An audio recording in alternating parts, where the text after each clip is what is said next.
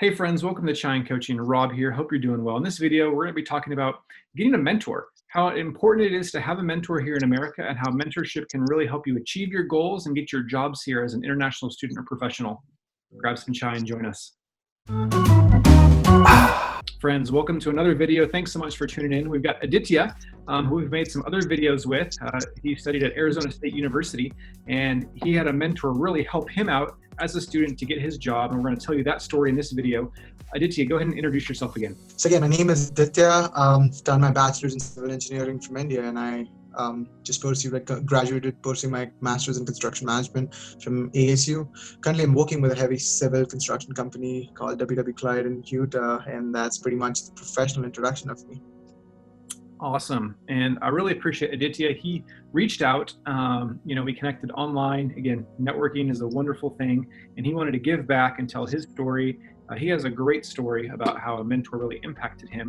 But Aditya, let's talk about first, just what was it like before you had a mentor? What was like being a student and trying to get a job, and what were the struggles you faced? You know, I tend to forget what life was before I had a mentor, because every time now that I'm looking at things, be it personal, professional, I think I've somebody, if I go in wrong direction, to redirect me on the right path, because mentor is somebody I feel like, has tons of experience in whatever you want to have, especially when it's pertaining to professional mentoring.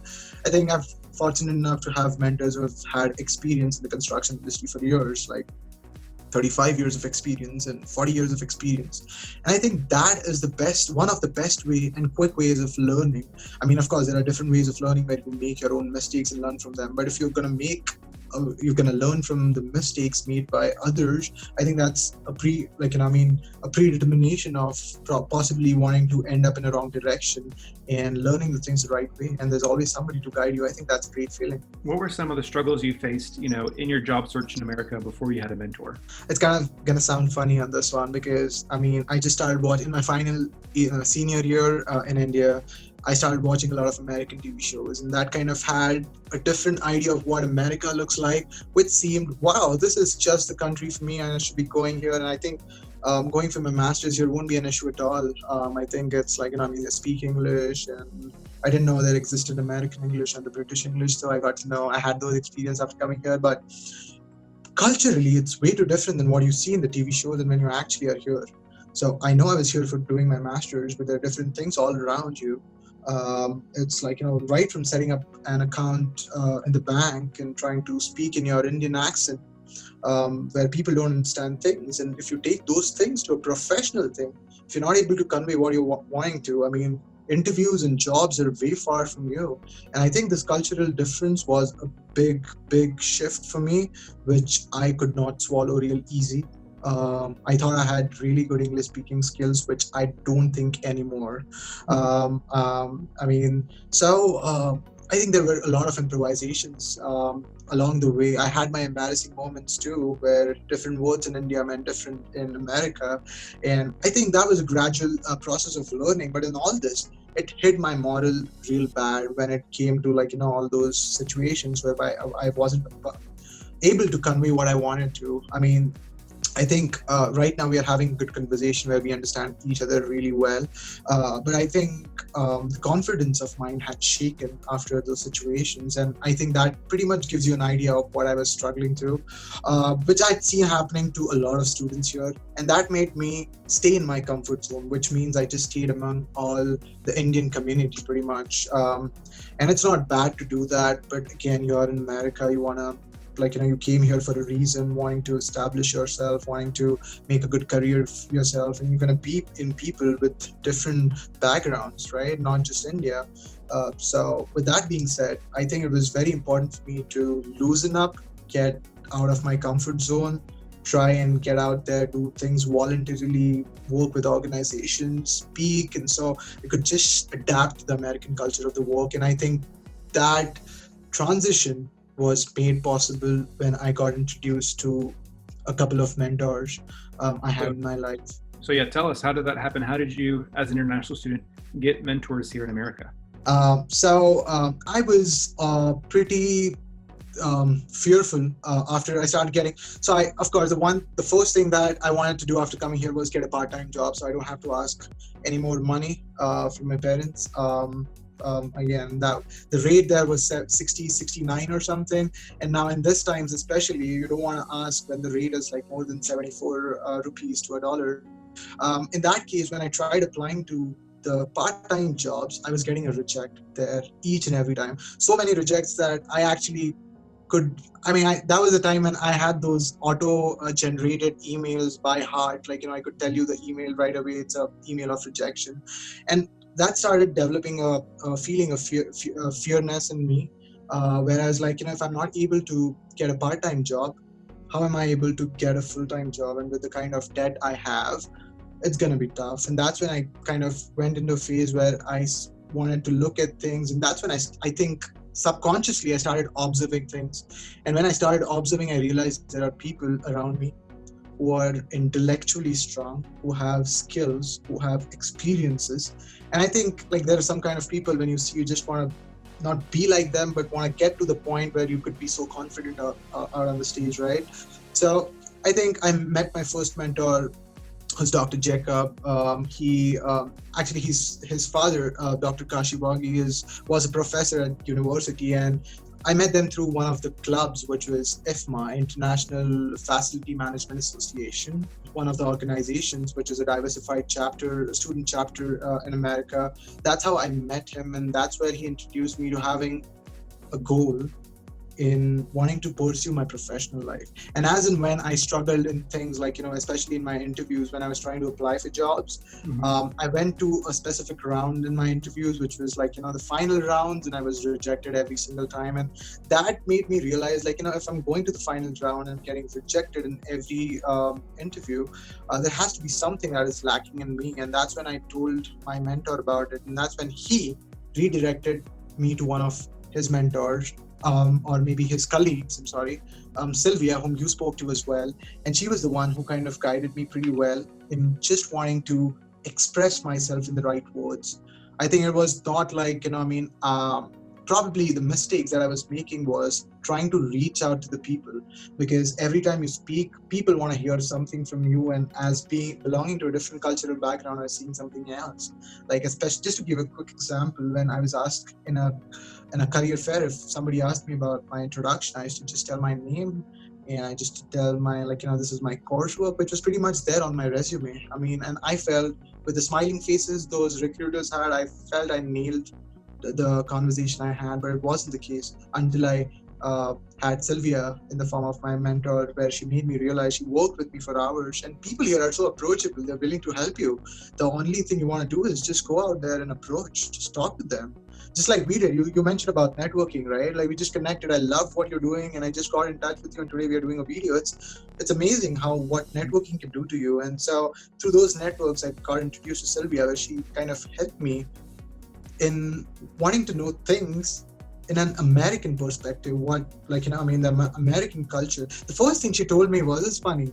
She told me, in interviews, I know it's an Indian thing where you want to have a lot of, deos or sprays, or colon on you.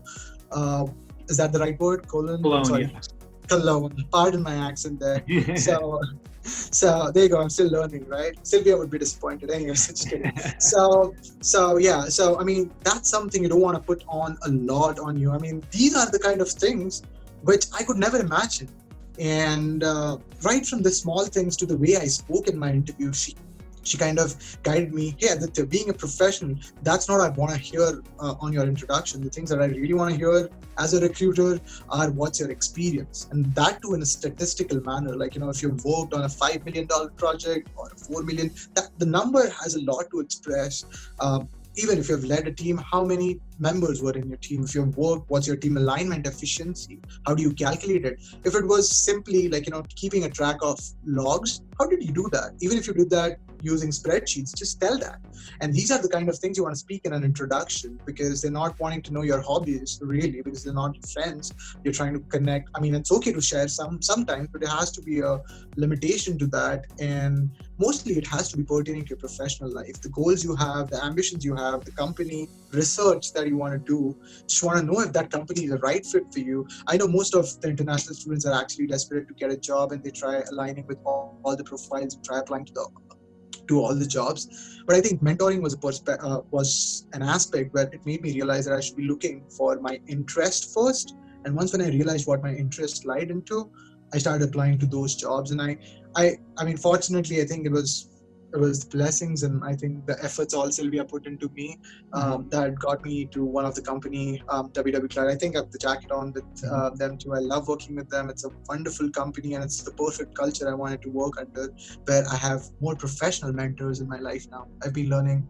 asking tons of questions, sometimes stupid ones, but there you go. That's the best part. You think your question is stupid, but it's a question where everybody started with at some point. And I think one of my project manager right now, Tony Johnston, he told me that the dumbest question asked is no question asked, and I resonate to that completely. And I feel that's what mentoring could do, because in America I've seen people being so professional, not just in America, all across the world, but now you are in America, and so you're talking about things in America. I think people here are so approachable, so humble, and willing to help, just like you do with Giant Coaching, right? You have an intention to help our students out there. So I think people are here, and I'm sure you just want to go approach, look at people whom you can resonate well, and all you want to do is just walk to them, have an appointment, and say, I really like the work you do, and could you guide me into further wanting to understand, or is there any way you could mentor me? That's the best way to start. I think that's how I started, and today me and Sylvia or Dr. Jacob have been in regular touch, where I discuss my professional growth with them. They still keep on guiding me on the things that I'm doing wrong, and I think that's helping along with me. So far it's working well. Good. Well, I'm going to say that quote again. You said your mentor, your project mentor, he said, the dumbest question is the one that's never asked. And I think that's great, because many people get scared, or so many people get scared and don't ask, or are afraid what's going to happen or approach. So they don't ask those questions, they don't get the help they need. And I think two of the biggest mistakes, which you mentioned, that international students make, is one, they think getting a job in America is like getting a job back in their home country, but it's very different. The culture is different, the job market's different, and you got to learn to play by the American rules, Right. And that's what your mentor did, was help you learn those rules and tips and tricks on how to get a job in America, how to navigate those interviews and applications. And, it's all about the experience. And how do you actually communicate the experience in a way that makes an impact? Because that's what companies look for, not theory, but the experience. And again, your mentor helped you really craft your resume, your communication, your answers in those interviews, to communicate yourself uniquely, but also your experience, to show the value that you add as a person. And that's what made you stand out in those interviews, in those job offers. And it was all because of the guidance from your mentors. And I love it. Right. And just to add to that, Robert, when I say my mentor helped me, just with everything, doesn't mean they would help you with there have been a few examples where people try to manipulate their data, whereas if you observe the things that you've already done previously, has a lot to tell. You don't want to manipulate things. You want to be honest, because people here do believe in you. People here do trust in you. I mean, if you're showing something on your resume, it has to be legit. And I think even your volunteering work and working in an organization shows your leadership capability, which is a key requirement for most of the companies. You can show that too. You don't have to manipulate things. But I think showing those things in the right way and in a statistical way is something I got to learn from my mentors. Yeah, and I see that most international students in America don't get mentors, don't approach, don't make that effort, try and do it on their own, and they struggle. But students that do make the effort, that do approach, who take those risks and find someone that can mentor them, it makes a huge impact. And those are the students that stand out, and where the jobs are a lot easier for them because they understand the process a lot better. True that. I completely resonate with what you say, Robert. Besides the huge impact that mentors give, whether they're at the university or an industry professional or through a club, there's lots of ways. What's maybe just one or two final tips you would give to a new international student to kind of encourage or guide them on maybe how to find a mentor or have a good, healthy mentor relationship? Oh, that's an interesting question. I'd say the closest mentor you have is your professor. just go. If you like a subject, just go talk to him about it. Talk about his experience. I know one of the classes that ASU offered was the science of leadership. Wow, I didn't know there is a science for leadership. The different kinds of leaders, like translucent leaders, transparent leaders, and micromanaging leaders, and things like that. I never thought about things like that. And when I saw his resume, he told me what a resume looked like, because when still, like, I've been trying to help few people with their resumes back in India, where, like, some even have a statement saying, like, I hereby declare whatever I've mentioned in the resume is, and they're wasting tons of space into that. There's a lot of white patches you see on resume rather than the black notes, because resume is just meant to be a single page document. If it's more than one, it's a CV, and that's a big difference. And that's something an experienced guy has, who have worked in the industry for more than 5 to 6 years. And I think the best thing you want to do is just reach out to the professors. If you find some coursework which you are interested in and you really love it, just talk to the professor. Hey, you can even talk to them about things like, where you want to see yourself in future. If you are indecisive about making a decision as to where I'm inclined towards, am I wanting to go in the safety, or am I wanting to go in the project management area, or am I want to be on the computer side and do the building information modeling and things like that. You have all kinds of resources. You've got tons of material in the libraries. You've got people. In fact, one of the things I want to add on to this was, in the career fairs, you can speak to each recruiter, get their cards, and you can save that information with you, so that even if in that particular career fair, if that's not useful to you, it might be in some years down the lane. So one of the recruiter that I reached out to was when I had spoken to him in the first semester, but my interaction went through in my final semester when I was trying to fetch a job. Just go and talk to people about their experiences. And I think there's so much to explore just talking to the people. And the closest one I said is professors. You just want to go out there. I even saw a video of yours in the previous one. The person you were talking to, he mentioned about how the professors are wanting to go in and out just to help you out there, right? And I think that's a great deal. Just go out, talk to them, talk to people around you, and I think there's a lot of help around you. Definitely. Yeah, I agree with Aditya, what he said.